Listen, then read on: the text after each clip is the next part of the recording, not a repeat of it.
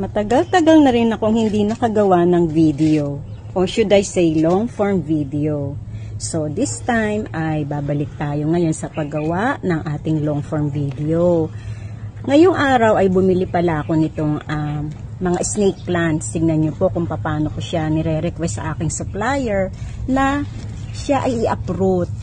Ganyan na po, wala ng lupa, tanggal na rin sa paso, para naman hindi siya kumakain ng espasyo.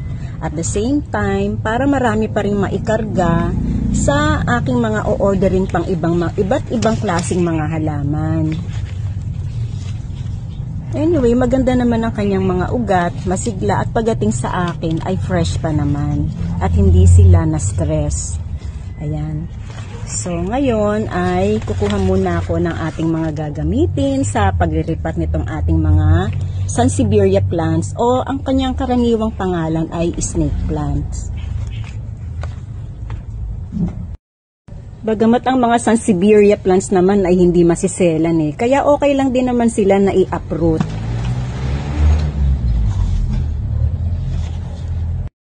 Ito po yung aking mga gagamitin na paso.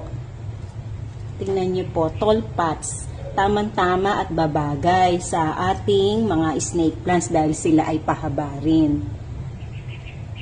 Binutasan ko na po sila, hindi ko na i-video kasi po ay napakaingay pag ako po ay nagdi-drill nitong mga paso na ito. So ayan, sisimulan na po natin mag-ripat. Ang ginagamit ko nga po palang potting mix para sa aking mga Sansevieria plants ay ito pong buhaghag na lupa o loam soil na 40%. Ito pong binulok na ipa, another 40%.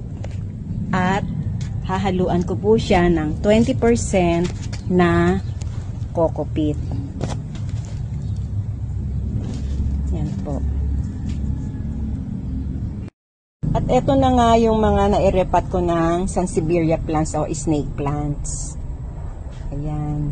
Ito si Sansevieria liberica. Kung familiar po kayo sa kanya. Medyo hawig siya kay whale pin, pero mas malalapad yung dahon ni whale pin at saka hindi patusok. Ito, kumbaga ito patulis. Si whale pin palapad na medyo patulis din yung dulo pero hindi siya sharp. Ayan.